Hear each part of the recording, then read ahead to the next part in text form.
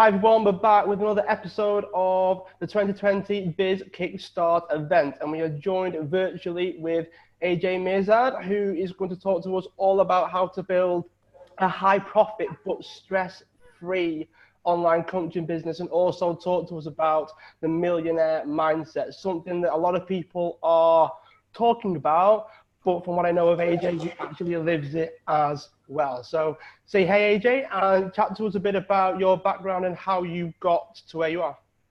Yes, absolutely, Michael. Happy to share. I first and foremost want to address my accent. I'm from New York and pretty much here my whole life. And sometimes you hear a bit of a New York accent coming out while I talk when I say that word or coffee, but it's all good. Now, I actually came to New York when I was a year old. I was an immigrant, and my parents came here because our old country was war-torn. We were refugees. And coming here, it was very, very challenging because my father and mother, in a lot of ways, a lot of their pride was taken away. They were educated back home. They had good careers, good families, but they were stripped away, and we were put in this country with nothing to our name. So my mom accumulated well, but my father, he didn't do so well. In a lot of ways, his pride was taken away because he was having to work these odd jobs and be in a position where he was cleaning toilets and running a hot dog cart and working at McDonald's. And it really frustrated him. And because of that, he took to drinking and was very angry. And over time, he was very abusive towards me. I was the oldest of 4 boys, and we were very poor growing up. We lived in a 1-bedroom apartment, all 5 of us, and I would always have my father be upset with me. So he would verbally abuse me, call me fat, lazy, stupid, but then he would physically hit me for no reason, or he was drinking and he was angry. And of course that escalated because what really broke my heart was seeing him hit my mother for the first 10 years of my life. And it was in this very toxic, abusive situation of domestic violence. And that really shaped me as a young boy. Of course, I really didn't have anyone to talk to because my parents were fighting all the time, hitting, my father was hitting my mother, hitting me, and I thought that was normal. So I dealt with a lot of trauma and pain. I never told anyone in school, so I would go to food to numb my pain, and I was eating as much as I could, eating till I was full and wanted to vomit, and of course, it was a way of suppressing the pain and the turmoil. I didn't know that as a young boy, but as an adult, I came to see what I was doing. And essentially that led me to becoming very overweight. I was 60 pounds at my heaviest. And over time, once food stopped working, I got into alcohol and drugs. And that really affected me a lot worse because at least with food, you know, you eat a lot of food, you pass out, you go to sleep, or worst case scenario, you vomit. You know, when it comes to alcohol, you pass out and black out, and it's a very toxic thing. So I was drinking very hard liquor, blacking out, vomiting, and it was, again, the same traumatic childhood pain that I did not know how to process. So food, drugs, and alcohol just made it worse and worse. And I kept this a secret from my family and a lot of the people that were close to me. I had a really bad accident in my early 20s. I had an overdose that put me into a coma for 5 days. I was pronounced dead and came back to life. And that was a moment that changed everything for me. And I said, you know what? If I continue on this path, I'm going to die. I was given a second chance, and now I want to change my life. And that's what initially got me into fitness. I lost the 60 pounds coming out of the hospital, and I was so excited to losing the weight. I wanted to become a personal trainer to help other people. And it was like that near-death experience changed everything for me. I started reading books, focusing on personal development. I got a degree in psychology to really understand why I caused all this pain for myself and try to help my clients do the same thing. And from there, I was always involved in personal development and personal training. And around 2010, I started an online coaching business where I was helping people online with their mind and their weight loss. And I launched a book called The Mind Body Solution. And I shared these difficult stories in my book, and that book went to go on to be a #1 bestseller, and it changed my whole life. And then from there, I started doing seminars and building my own online business where I could help other coaches, personal trainers, and consultants help more people by building online courses, writing books, hosting live events, doing podcasts. So, quite a long story. I apologize for, the speed of going through it, but it's better you guys know the background of why I'm the man I am today. Yeah, I mean, it's definitely something that happens quite a lot, where something happens, we take meaning from our events, don't we? And so some people can go through something sort of similar and not take the same meaning that you did. You wanted to change, you weren't happy, something happened and you thought, that can't happen again. So you decided to go about changing it for yourself and then help others do the same. It's quite an inspiring story when you think about it, because again, some people don't do it and some people do. And those that do, I mean, I'm sure you're going to speak to this later on, but people that are at the forefront have a harder time because they end up paving the way for others, don't they? And it's, that's part of what you do. You lose the weight yourself, you go through the hard journey yourself, and then that's part of what kind of coaching is, I suppose, is whereby you're helping people do something that you've done yourself to a certain degree. Absolutely. When I work with my students, they want to build an online business, the first question I ask for them is, what pain do you want to heal in the world? And that makes them realize, like, wow, I have the ability of helping people heal their pain. And typically it's something they've overcame themselves, whether it is weight loss, drug addiction, feeling lonely, lacking confidence. And we're always led to our destiny just based on us overcoming our own challenges. Yeah, for sure. I find a lot of people, they tend to go in with a couple of desires that they want with their coaching business. Like whether it's you go in with the high profit sort of intention, or they go in with the high impact intention. It's not just about the money, so to speak. Most coaches just want to help, right? And there's a lot of push-pull there, isn't there? Because you want to help people, but sometimes the results coincide with their investment. They're heavily invested, they're going to do more than if it's free. Sometimes people don't value it if it's free, so you've got to balance that. I know I did when I was starting. It was like, well, I just want to help people, but then I realized how hard it was when they didn't value it either. So that was my sort of story when I first started my coaching. But then the whole balance of, well, the stress-free element, because you see it a lot, don't you, when coaches are on the beach coaching clients, or they're traveling the world all the time.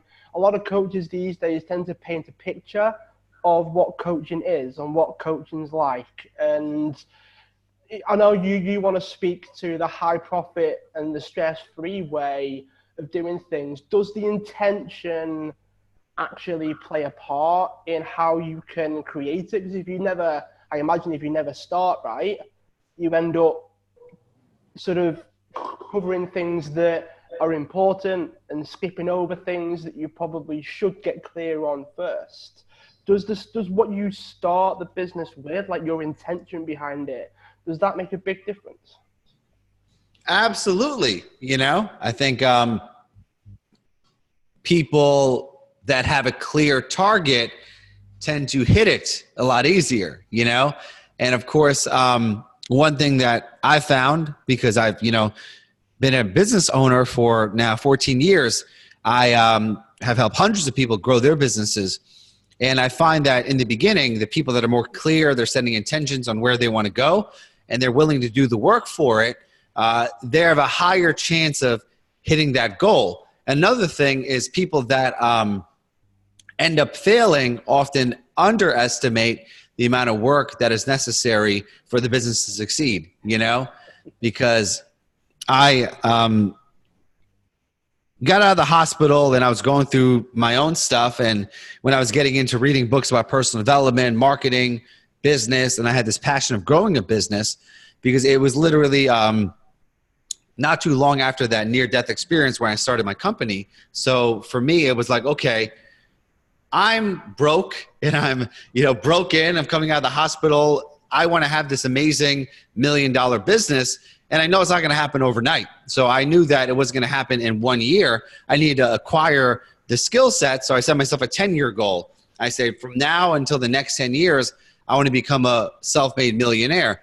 So I kind of knew that, okay, I'm going to put in a decade worth of work, reading 20, 30 books a year, journaling every single day, helping clients, studying marketing 2-3 hours a day, studying sales, hiring coaches. So I kind of knew that this vision also had a lot of work involved. It's not going to be press one button, make 6 figures, And I think when you have that clear intention, you create a very specific vision, but also the work that's involved in it, it's a lot easier to accomplish it. Yeah, I think as well that speaks to the whole. People want the lifestyle, I suppose, before they've earned it. It kind of speaks to that. You mentioned like people don't know what it takes, but then because of that, you start to realize, oh, it is hard. I have got to put the long days in. I have got to, well, I wouldn't say sacrifice some things, but you've got to integrate things in. You've got to find a way of making it work. And one of my own sort of takes and stories on this was when I first got into it, when I first started it in the online world, I used to see stories of coaches, the 4-hour work week style of being on the beach and that was it. We only really see what people want us to see. This was early on. This was before people like yourself and people like myself, like nowadays, like sharing the behind the scenes and sharing the early mornings or the long sessions with other coaches and the meetings and all those kinds of things that it takes to really do it. That was never the forefront of what people were posting about. It was all about posting the wins, right? But back then. So I thought that was all that it was. So I was one of those people that the first sort of 2 years of growing what I have at the moment, it was like, why is it so hard? I was asking those questions of why isn't it working? Why isn't it happening? Why can't I do it? And it was because of that. It was because I was one of those people that had that expectation of it isn't going to be as hard as people think it is. And when it turns out it was hard. And I did have the phase of like, well, I don't know what to do. And then I started hiring coaches myself, right? Because I went through a phase of, well, I just don't know. There's only so much you can do. But then it was like, well, now I start to realize what it takes. And I started to realize what was going on. And I ran into a couple of questions. And the main question was,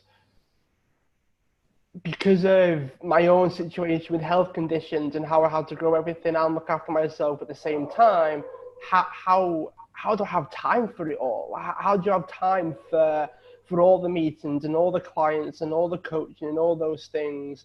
And the thing that piqued my interest with what you were going to speak about was the stress-free aspect. Now, the next question is it possible to build it stress-free? And what would you suggest with that? Because there's an element of, well, what's stressful for me might not be stressful for yourself. Like I might get very stressed out working as hard as you might work. So there's that sort of perception of it, I suppose. But what would you speak to around the whole do what it takes? But then some people have this element of, well, surely it's supposed to be stress-free. And they feel like contradictions to some people. So what are your thoughts on that? Yeah, I think that it's all a matter of perception. Okay, one example is, fitness, right? Exercise and nutrition. So I feel that if someone wants to, let's say, lose 100 pounds, they could do it with a lot of stress or do it in a stress-free manner, right? So what I mean by that is just like, okay, this is the end result, and I could do it by kicking and screaming, or I could do it by just, shifting my mindset, shifting my perception, shifting my identity. In this way, it becomes a lot easier, okay? So in the same weight loss example, there's 2 ways to lose the weight. One is through sheer willpower, concentration, sacrifice. It's forcing yourself to do it. And that's why most diets fail, because they last as long as your willpower does. And the moment that goes away, it all shatters. You end up eating ice cream. You end up not going to the gym, making excuses. But the most powerful force we have is the human identity. And I've studied psychology. I have a master's degree in it. I've read a lot of books just about how the mind works in human behavior. And the fastest way to create change is to change someone's identity. So it's the same thing where if a person has the identity of a fat person trying to get fit, then they have those thoughts about being fat. They take actions that an overweight person does, right? And they speak in a way of, I hate the gym. I'm allergic to healthy food. They make all these excuses where that if they take the identity of a fit person, I'm a healthy person. A healthy person wakes up to do cardio every single day. When they're eating dinner, they have a salad. They don't have dessert every single night.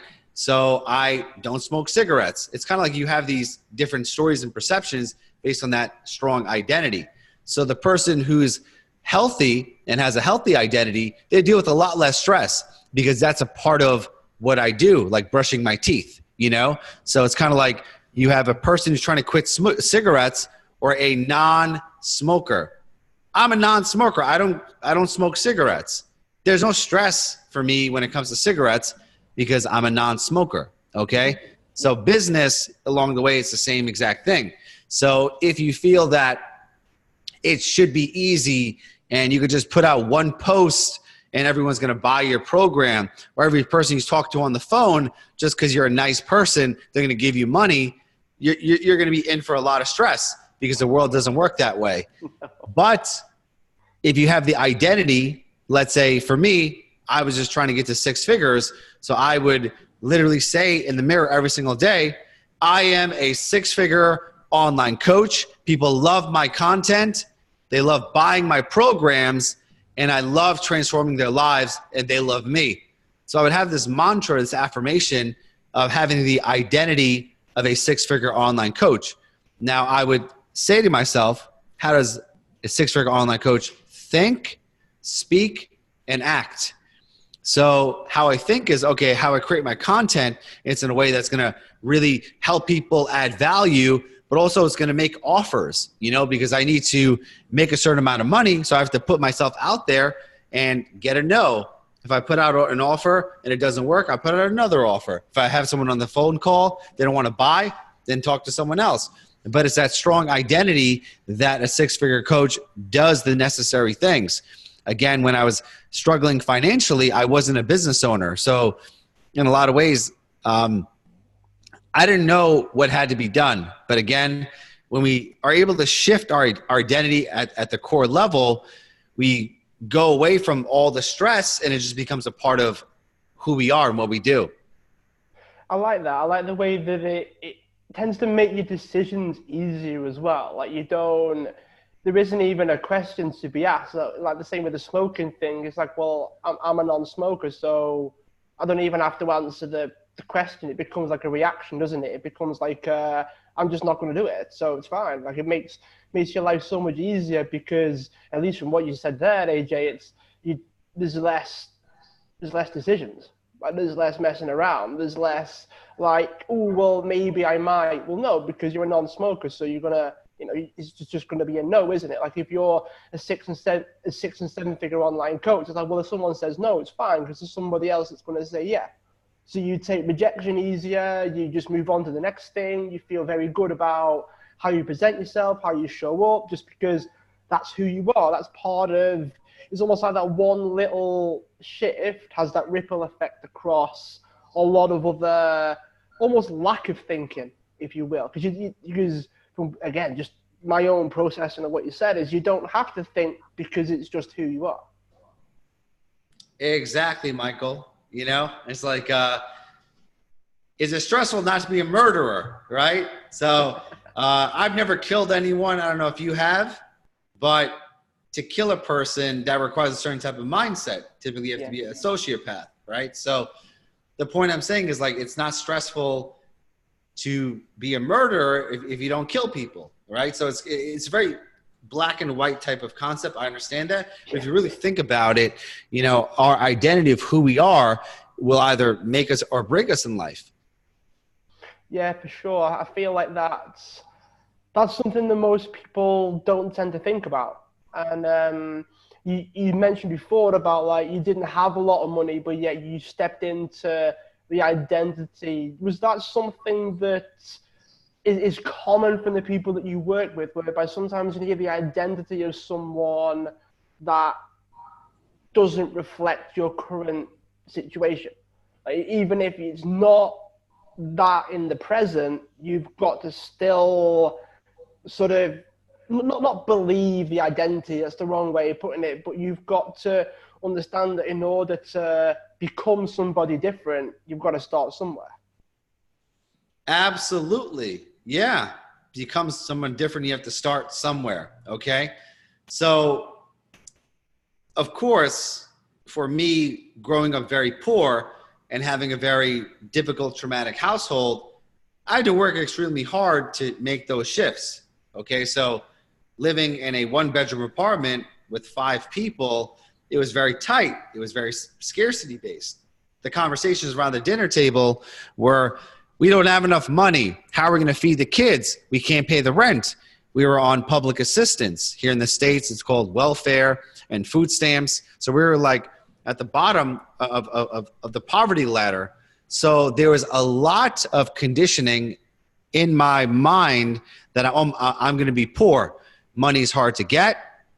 Every time you have money, you have to hold on to it because people are out to get it. And, it's hard because the jobs don't pay a lot of money. It's expensive to live. All of these different beliefs.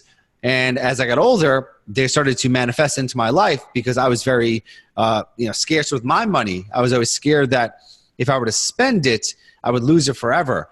And I would work jobs that paid peanuts. They weren't paying a lot of money, but it was just the identity I had because that's all I deserved, And once I had that near-death experience, I opened my mind to new ways of thinking, and a lot of books I read taught me about getting over my money beliefs, right? So we have these unconscious beliefs about everything in our life, our relationships, our happiness, our business, our money, and I really, really messed up ones.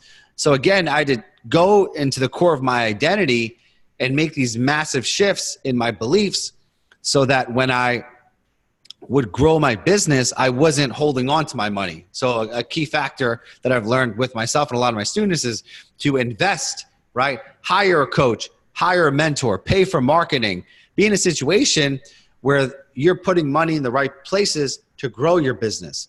Now you have to think more abundantly, because if I'm going to, let's say, hire a mentor for $10,000, I could freak out and be like, oh my God, I'm going to lose that money forever. What if they fail me? What if it doesn't work out? What if they give me the advice? I don't trust myself. So I'm in a place of scarcity because I'm scared to spend that money. But it could be that mentor that I give $10,000 to, he makes me $100,000 or helps me and coaches me and pushes me to get a 2-3 times ROI. But in the States, there's a term and it says, scared money don't make no money. And the more you're scared with money, it's like you're holding on to it. You can't let it out into the world and allow it to grow for you. So it's almost like, because it's the opposite, it is opposite from scarcity, isn't it? Because if it's scarcity, you hold on to it, you don't spend it, you feel bad about spending it because you might not be able to get it again, where that shift in the mindset around abundance is, well, if I invest it in the right places, it will actually bring back more.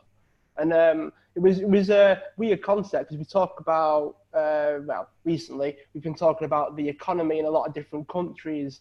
It's weird because the economy's built not on people keeping hold of money, but on people spending money. And yet when things go bad, people stop spending money, which means, how is it? It's going to be hard to bounce back if people don't, because the economy it's all flowing, isn't it? It's all moving around. The more money's in circulation, then it grows. That's how I picture it. But that involves people spending money. It doesn't involve people latching onto it and not doing anything with it. At least that's my understanding of it anyway. So I feel like the more people have this frame of mind, the more people have this sense of, I don't have to keep hold of it because the fact that it's circulating, if it's a queue, I'm going to be in the queue somewhere. It's going to come to me sooner or later, and that's the feeling I get from that side of things, and the money beliefs impacting the the business side of things. That's it's interesting to hear you say it as well, because when people start thinking this way, it's all too easy to realize how simple it sounds. It's all too easy to realize how easy it sounds. I had a conversation just today, just about this conversation actually, and we said, well, when it comes to the 7-figure mindset, is it the mindset that comes first, or is it the money that comes first? And my first thought was, and I'm going to ask you what your take is on it as well, but my first thought was, it's probably at the same time. Like, in order to think a certain way, because it's kind of like easier to act your way into a way of thinking sometimes than it is to try and change your thinking, and because you start questioning your actions, right? So in my head, I'm thinking, okay, act like, it's easier to think that way. So in my mind, it happens at the same time. You have to do both. You can't do like one or the other and hope things work out. At least that was my sort of first thing. But I thought, okay, I've got to ask AJ this because he'll know more about it than I will. So is it the mindset that comes first, or the money, how you behave around money comes first? Yeah, as you said a lot of great stuff. I just want to interject, like, the thing about the economy. It's like, obviously economies thrive when people spend. It's the same thing with your business, right? If you're just hoarding, you're not going to be able to, focus on your personal education, spend it, but also have the attachment that money comes to me easily and frequently. So that was a great point. And the second thing about what comes first, the chicken or the egg, the mindset or the millions, of course it's the mindset, right? Because like anything in life, that's the foundation. The way that we work, anything that we do, first we have a thought, then we speak, we take an action. So a lot of times it's the mind creating a picture of what we want, and then through language, we define exactly what that is, and then we are pushed to action, or we pull back from pleasure. So I believe that working at the core level first of what those beliefs are about money, what those beliefs are about wealth, really writing everything down. I like to use a journal. I'm a big believer in that. Or if you have a person you could talk to, it would be great to have a coach or a mentor to just tell your whole story about money. This is a powerful exercise that I did at a seminar many years ago, and that's what actually helped me become a millionaire. Literally, the moment I did this exercise, my incomes just started going up by $20,000 a month. And it's such a simple exercise, but it goes into how you think about money, your relationship with it. So for me, it was my opportunity to write my entire story about money. So it's kind of like when you first knew what money was, what was your relationship to it? And how did it change over the years? And what do you think of money now? So that's when I was very aware of my scarcity mindset. I was like, oh, wow, that's why I'm not making any money, because I grew up very, very poor. My parents, the people who were my guardians, they told me this about money. And we lived in a very poor place. We had one uncle, he was very rich, and we all looked up to him. His family had money, we didn't. So it was all these different stories and beliefs that I was writing down about my story about money. And then it was, at the time I had a business, that it was a good month, a bad month, a good month, a bad month. And that drove me crazy, because every business owner wants to progress and move forward, not go backwards. But every time I had a bad month, I was getting into those poor boy beliefs. I'm going to lose everything. I'm going to go out of business. It's so embarrassing. I'm going to lose all my clients. I'm going to have to get a job and work. So I would create all these crazy stories. And I'm like, wow, that's why every time I had a bad month of business, I would lose even more money, because my stories confirmed this belief system that I have. And now it changes, because once I got to write everything out and I saw my patterns, I saw my beliefs, I then said, now I have the opportunity for creating a new story. And that is literally writing down what I want my relationship to money to be. That of abundance, that money comes to me easily and frequently, that if I add value every single day, the world is always going to give me money.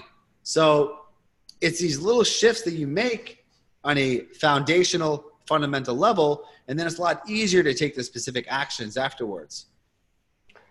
Yeah, it must have been a strange experience for yourself to go through that. It must have been something where you were sat there doing the exercise and you probably got a bit giddy, and when I did it, and it was like, oh, this is amazing, I can do this, and this will happen, and this will happen, and this will happen. And then that's the thing that gets you excited sometimes, isn't it? That's the thing that really amps you up when you start to see the possibilities for yourself, when you start to see how things can really grow, and how can, you just think, you kind of forget your past almost. When I did it, all of my previous past experiences that I didn't really want to carry with me, I kind of saw that. I don't know whether it was the same for you. You sort of see the future and you picture it and you think, well, none of this needs to come with me anymore. None of what's over here I need to carry with me into this new future. But then I don't know if you got this, where I started to question the whole thing. I started to look at it and go, well, what if this and what if that and what if it doesn't work? And I started realizing that was the past trying to leak through. That was like the old way, like old Mike, right, in inverted commas, started to sort of leak through into the story and change it. Is that something that happened for yourself? Did that happen for anybody else that you've worked with? Because a lot of people can do this exercise, like I did, like you did, and then sit there and go, what if it doesn't work? What if it doesn't work out? What if this doesn't happen? It's not quite right. It's not where I am right now. How is it going to fit in? They probably have the similar situations to what we have. So what advice would you have to someone that does that exercise, loves it, gets all excited, but then goes, but what if this, and goes down this negative spiral? That's a great question, because I felt that same exact way. And I think very deeply, because to answer your question where you were talking, I was writing notes down. I was thinking about lottery winners, because we were talking about what comes first, the money or the mindset. And a lottery winner all of a sudden could make $1 million from one ticket. But they showed that 99% of lottery winners tend to lose their fortune within the first 5 years, or some odd number. It's a very high amount, because when they got the money, they didn't know how to manage it. They weren't good stewards for the money. They were spending it like crazy, buying stuff for their friends and family, just being reckless with it because there was a lucky strike, Mm-hmm. It's rare for, a multimillionaire to play the lottery consistently enough to win. But the point I'm saying is it's, with anything in life, if you get it very quickly, you're going to lose it very quickly. So easy come, easy go. And again, when I was doing that same exact exercise, I thought I was delusional, because I was like, wow, this feels great. And I wish it were true. I remember at the seminar, I even told my partner, it was like a partner exercise, because we would write the story down and then read it out loud to the person in front of us. I was like, wow, I really wish this worked. But like most things at a seminar, it's going to wear off by Monday, Yeah. And soon after the seminar ended, I obviously learned a lot of great stuff. I was on a high, and I basically went home, and I remember just the energy, the motivation, the confidence. The first day back to work, I closed a sale, and it was a very, very big higher ticket sale. And I was like, whoa, this is awesome. Okay, well, it's because I went to the seminar. And of course, I'm on a high, so I was even making excuses for myself. And then at the end of the week, another sale. And the following week, another sale. All of a sudden, I realized that I made $10,000 more than I did prior the month. After that, went up another $10,000. There was $20,000. And then one thing I noticed, it was my best month ever.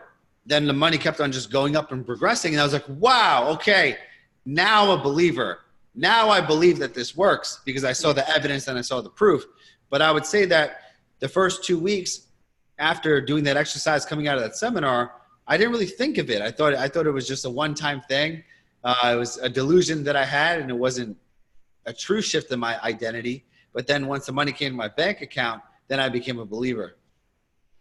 Right. So is there, I mean, do you keep in touch with people that have done this exercise? And you're probably going to be people watching that are going to be like, okay, well, what are the chances of it working versus not working, right? The sort of the logical head starts to kick in because people are probably like, oh, well, what if that doesn't happen? Would I lose faith if it didn't? Would you have lost faith if it didn't happen within the first couple of weeks? Because you mentioned, the high of an event. I know this. The high of an event, you're lucky if it lasts a week.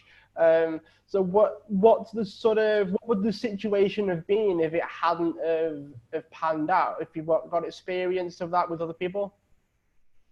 Yeah, I mean, of course, just like anything, right? Like the movie The Secret, millions of people have watched that movie and millions of people got zero results and they thought it was a fake, it was a scam, where other people, they watch The Secret, they understand the concept, but they got off their ass and did something, So there's an analogy like in dating, there's a lot of women who are lonely and they want to go on dates, they want to meet men, but they're going to stay home all the time. So your dream man is not going to break in through your window and bring you flowers, That's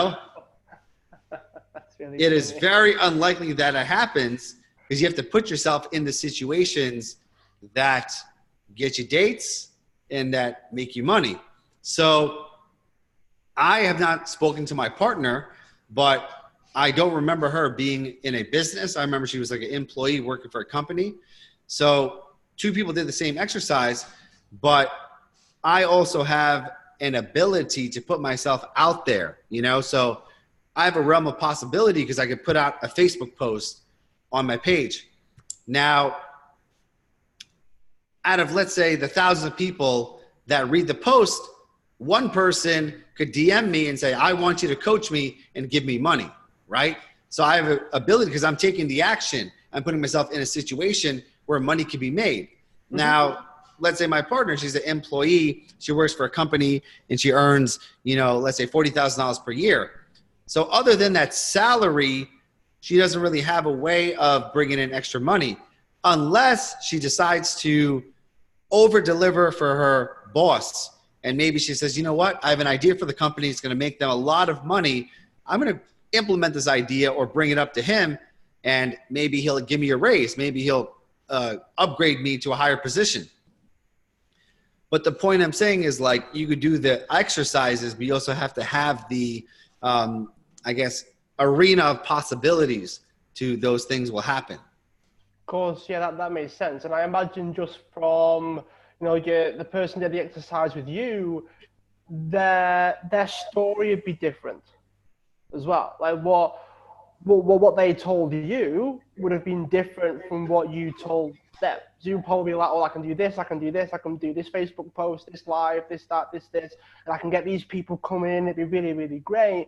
The employee's money, story, future would probably be different to yours because of their current situation.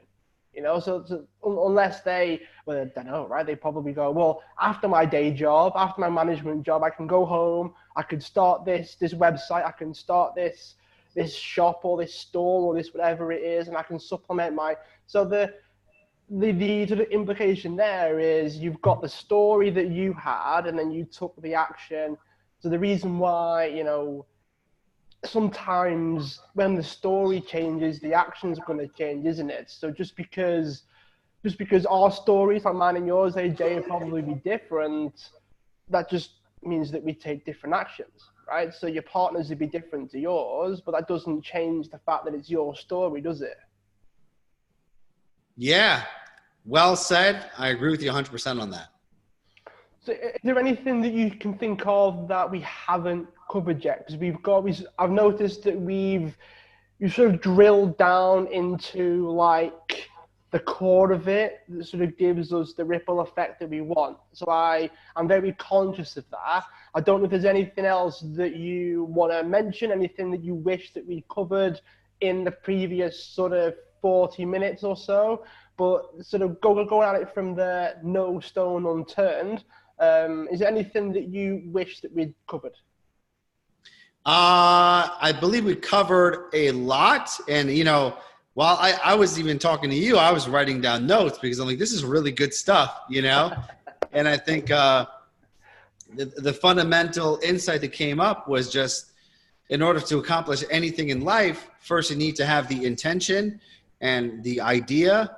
Then you need to have the possibility for that to take place, So we discussed with dating. Okay, I want a girlfriend.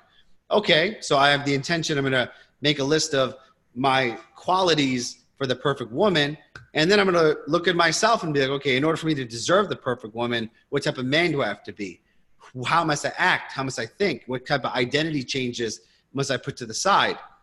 And then from there, I have to put myself in a realm of possibility where I can meet this woman. She ain't going to break into my back door. So I got to go in public places. I'm an entrepreneur and I love women that are into personal development and psychology. So maybe I could meet her at a seminar, right? Or maybe I could go on a dating app and just read the profiles. Okay, this woman has all the different attributes that I like. I'm going to message her, but I'm taking those actions to be closer to that end result. So with money, with fitness, with a drug addiction, it all comes down to that powerful intention, and then it's the specific actions that get you closer. Yeah, I like when you said to do with the possibility of it as well. Sometimes it's not really about the opportunities, is it? It's about the possibilities, because you can go after opportunities all you want. I'm sure people that work really, really hard and they don't have a lot to show for it. Where there are people out there that go, right, well, what are the possibilities? Sometimes people wait for opportunities, don't they? But most people create possibilities, I imagine. Exactly. That's a very, very, very good distinction. Do you wait for opportunity or do you create possibility? Right. So I like that. I'm going to write that one down. Yeah, that's very beautiful. All right. So what we'll do, do you have anything you want to share in terms of how people can find out more about you? So what you've got going on? I know you do a lot on Instagram as well as Facebook. So your chance to share things like, I know you're wearing the t-shirt as well, AJ, which is pretty cool to see. Online super coach. I like that. So yeah, your chance to share websites and social media links, and where can people get to know you? Yeah, absolutely, Michael. My main website is onlinesupercoach.com. I got everything on there from my live events to my podcast, my books, and a lot of free trainings, teaching in depth a lot of stuff that I spoke about on this podcast. But on social media, you could find me. It's really easy. It's AJ Mihrzad, AJ Mihrzad. And I'm friends with Mike on both platforms. So search as mutual friends, you'll find me. And definitely add me and send me a message. I'm always up for like-minded conversations. So I'm very open. Add me on social media. I'll add you back, and then we'll chat. So happy to connect. Awesome. Right. So what we'll do, I know we did chat before this, AJ said you're more than happy to answer questions if anyone did show up live. So what I'll do is I'll unmute everybody else. So we'll just go through unmuting people. Hang on, has it come up? Unmuting people. Let's see if I'm allowed. We'll see. All right. So we've got Debbie and Jane as well. Unfortunately, it won't let me unmute Jane for some reason. Maybe she's had her settings changed. Who knows? So the floor is open. I'll mute my microphone now. So it's mostly going to be yourself, AJ, and the guests. Your chance to ask questions, and AJ will give his best answers, I'm sure. Hi, AJ. It's Debbie. Yes, Debbie. How's it going? Hi. Good, thanks. Nice to meet you. Nice to meet you too. Cool. Yeah, it's been really interesting. Thank you very much for all your contribution tonight. It's been great. My pleasure. I was just wondering, we went through quite in depth about how you believe in your identity, but how do you get through the levels of such a disparity of, I envisage myself as this six-figure coach when you've spent years and years just being a regular, say, employee? Yeah, great question. I find that the two fastest ways to shift your identity is, number one, your own beliefs, and a lot of stuff I was mentioning with the affirmations and taking specific actions. And the second fast way is to be around other six-figure entrepreneurs. So I found that you are the average of the people that you're closest with. And I grew tremendously when I was in masterminds with high-level achievers and giving, amazing people. So if there's a group of people, a networking, or even online, a Facebook group, where you're more around those type of people that you want to be like, the conversations you have with them, seeing how their perception of the world is, and even just being in their presence, that's one of the fastest ways to shift your identity and create a whole new life. Right, brilliant, thank you. Oh, my pleasure. I think we just got a comment from Jane there turned up. Yeah, Jane's mentioned that she's got no questions. Great talk as always, and she said thanks to AJ as well. So yeah, awesome. Yeah, that's probably why she didn't want to be unmuted, which is fine. Do you have any other questions, Deb? Anything that's sort of piqued your interest a little bit? It was all good stuff. Yeah, just my mind. I've made pages of notes, and my mind's just kind of sifting through all that. Yeah, fantastic. So yeah, I'm just I've run my local business for a year, and I'm just trying to get into coaching and try and help even more people. So I just wondered if there's any advice, AJ, on how to really get stuck in and progress with that. Yeah, definitely, Debbie. So like, do you currently have any clients, or you're starting from scratch? On the coaching side, I'll be starting from scratch. I currently have my therapy business. I do massage therapy, so I've got quite a number of clients there. But the coaching is like start from scratch. Yeah, absolutely. So the biggest thing is, I am a big believer in doing what is called like pro bono coaching when you're first starting, where you're willing to help people out if they refer other people to you. And this is how I got started, because when I was building my business, initially I didn't know how to sell. I didn't know how to, market myself. So I found a few key people and I made an offer they couldn't refuse. So here's the thing, Debbie. I want to help you grow your business, and I'm going to give you all of my coaching, all of my time, all my years of wisdom of marketing and sales. And I'm guaranteed if you follow everything I say, you're going to make 5,000 pounds in the next 30 days. Now, I'm not going to take any money from you. All I ask of you is to refer me to one person per week. All you have to do is see the results that I get you, see how good of a coach I am. And once you start seeing the results, then connect me with one of your friends. Send a text message, a Facebook message, connect us and say, hey, AJ's my coach. He's amazing at what he does. I would love for you to work with him. And then from there, I use you as a testimonial, as social proof. I work on my coaching craft. And then the people that you refer, I then charge them money, because I found the referral is the highest way of enrolling someone. If Mike refers me to any of his friends, there's a higher chance of them hiring me. If I just message his friends one by one on Facebook, they're going to block me. They're going to be like, this guy's, selling me. So the point I'm saying is, if you find some people that you want to help and they have good networks, they have good people, then you can kind of work on a pro bono, because one client could bring 10 new client referrals in the long run. Mm-hmm. Yeah, that's great advice. Brilliant. Thank you very much for that. Absolutely, Debbie. Happy to help.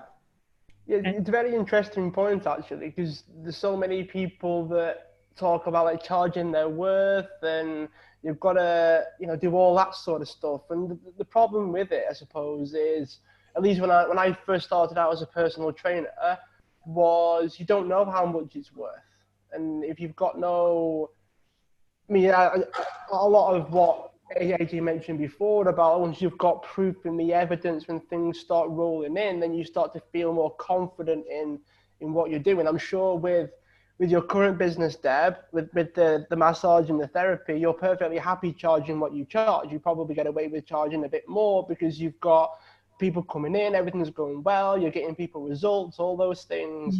And to a certain degree, with the coaching, you're probably not going to know how much it's worth. And people struggle with pricing when they start out because, a lot of people do, don't they? And a lot of that is because they've got no idea how much it's worth, and most of why people charge what they charge. I know AJ charges quite a bit to work with him because he gets results and he's got proof and he's got a lot of evidence for himself more than anything. That's how much it's worth. Therefore, he feels perfectly okay charging what he charges. The same with myself, same with every other coach that you tend to meet, is if they're getting results for people inside their own head, it's like, well, yeah, it's going to be worth this then because I get results. This is the process. It works. It's kind of like what we come back to with the whole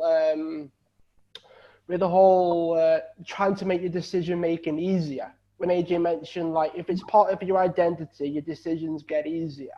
The same with this. If you've got proof and everything, it makes your decision easier. Like, you don't have to have the massive conversation with yourself around how much do I charge? I'm starting out. I've got no idea.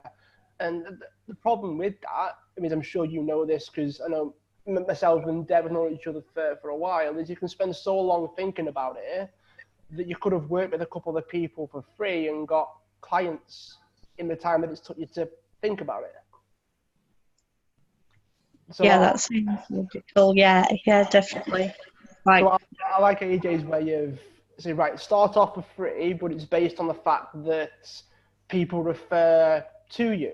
But then, as AJ mentioned there, you've got to be quite picky with who you do that with. You can't do that with just anyone, because if they don't know anyone, it becomes not that you'd never do it for free without getting the referrals, but it becomes you're doing it out of the goodness of your heart versus it actually helping you grow your business to a certain degree. Yeah, definitely. Yeah, thanks, Mike. Yeah, absolutely. Yeah, it's like with my first business, we get trained up and everything, and get your first clients, and you're like, yeah, I know what I'm doing, but it's like the proof is in the eating, and to get that feedback makes all the difference. That it sort of confirms what you think that you're doing a good job. So that's definitely. Yeah, I mean, getting back to what AJ said, it could just be a case of reinventing what you did with the first business, I suppose. Yeah, definitely. What do you think, AJ? Yeah, I mean, absolutely. I think like the biggest thing is, there's fees in marketing. So let's say, for example, I'm spending thousands of dollars in Facebook ads to get clients.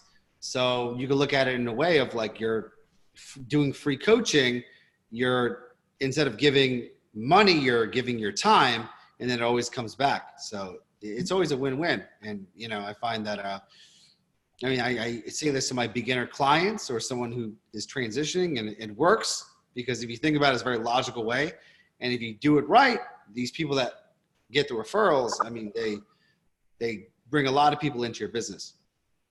Yeah.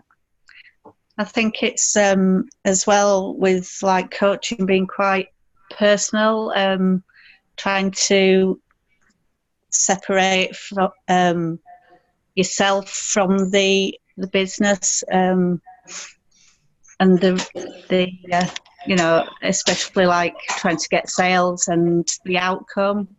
So, like you say, not taking rejection personally, that Yes, can sometimes be an issue. absolutely. That's a good point.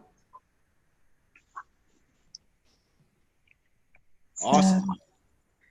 Yeah, great. I think that's yeah. I've got everything, all my questions now. Thank you very much. My pleasure. Yeah, Great. awesome. All right, AJ. Well, I don't want to keep you too long, so what we'll do, we'll say bye for now. It was great to have you on. I love. We've been for a few years now. I think you were one of the first guests on my podcast, so it was amazing to chat to you there. It's great to see how you were doing comedy, was it, a couple of months ago? That was a strange experience. I perform stand-up comedy once a year, so it's just a way of getting out of my comfort zone and getting loose. You know, it's a fun activity. Yeah, awesome. Right, I'm gonna stop the recording. So those that are watching the recording, it's been great to have you tune in, and we'll see you tomorrow. Have a good one.